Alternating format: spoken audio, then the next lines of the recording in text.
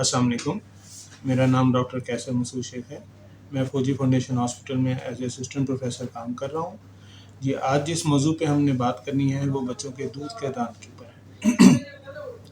पहला पॉइंट ये है कि बच्चों के दूध के दांतों की सफाई कब से शुरू करनी चाहिए। हमने देखा है कि जितने मरीज़ हमारे पास आते हैं क्लिनिक हो या हॉस्पिटल हो, तो उनमें अवेयरनेस नहीं है कि बच्चों के दूध के दांतों में ब्रश भी होना चाहिए। सफाई का टाइम कब है, वो यही है कि जब दांत उग जाते हैं, पहला दांत भी उगता है तो आपने सफाई का अमल शुरू करना है। फॉर एग्जांपल, नीचे वाले जबड़े में पहले सेंटर का दांत निकलते हैं, 2 पैर के तौर पे निकलते हैं।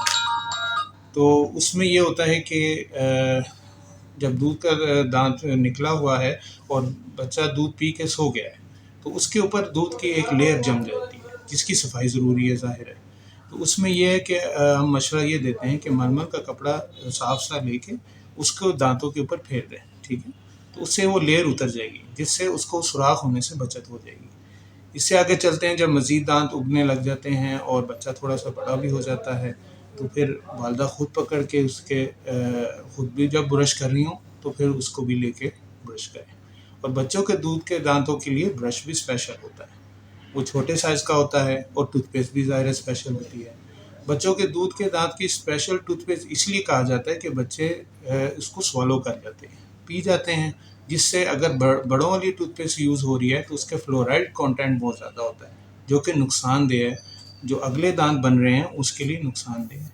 इसलिए हम कहते हैं कि 5 साल से कम के बच्चों को टूथपेस्ट और टूथब्रश स्पेशल होगा। दूसरा ये कि जब कैविटीज़ बन जाती हैं, दूसरा पॉइंट यही मैं कहूँगा कि बच्चों के वालिदैन को ये अवेयरनेस नहीं होती कि कैविटीज़ जब बनती हैं और बच्चा शिकायत करता है कि खाना फंस रहा है, ठंडा गर्म लग रहा है, तो उसको लेके आएँ क्लिनिक पे। उसकी सफाई होगी और उसमें फिलिंग की जाएगी।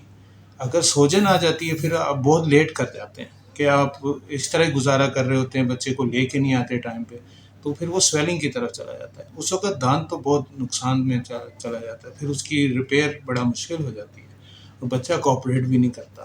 दर्द में अक्सर वो चेयर पे बैठता भी नहीं हमारे पास, तो उसमें बड़ा मसला बन जाता है। फिर स्वेलिंग, उसको कंट्रोल करने के लिए दवाई पी के फिर वो जब आराम आ गया तो फिर घर बैठ गए। बच्चों को लेके आए, उसकी रिपेयर वगैरह, उसके बचाव का काम करना हमने, ताकि कल के जो दांत आने वाले हैं उनकी हिफाजत हो सके, ठीक है।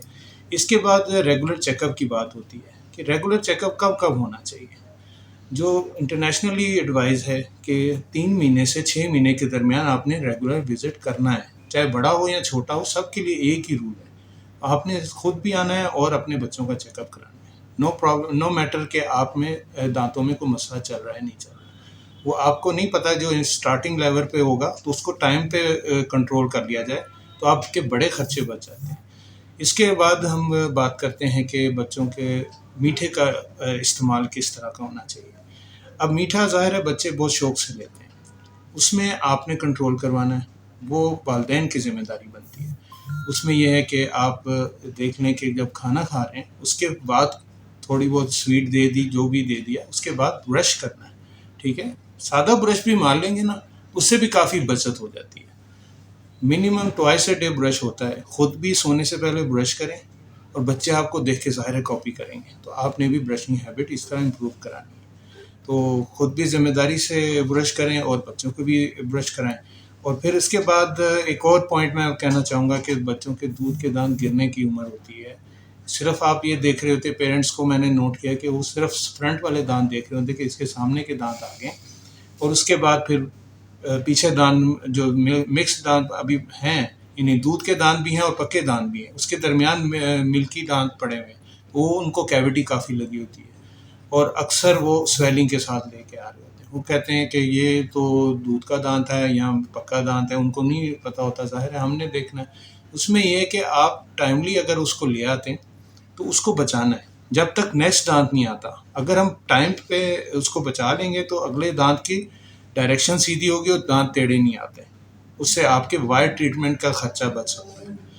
देखें, दूसरा ये है कि अगर आप टाइम पे ब्रश उसको कराएंगे और दांत बचे होंगे तो फिर वो ख़राब नहीं होगा और टाइम पे फिर दूध का दांत गिरेगा और अगला सही सीधा आ जाएगा। तो इसी पे मैं एंड करता हूँ आज की डिस्कशन को, امید ہے آپ کی اویئرنیس میں کافی اضافہ ہوگا. بہت شکریہ. السلام علیکم.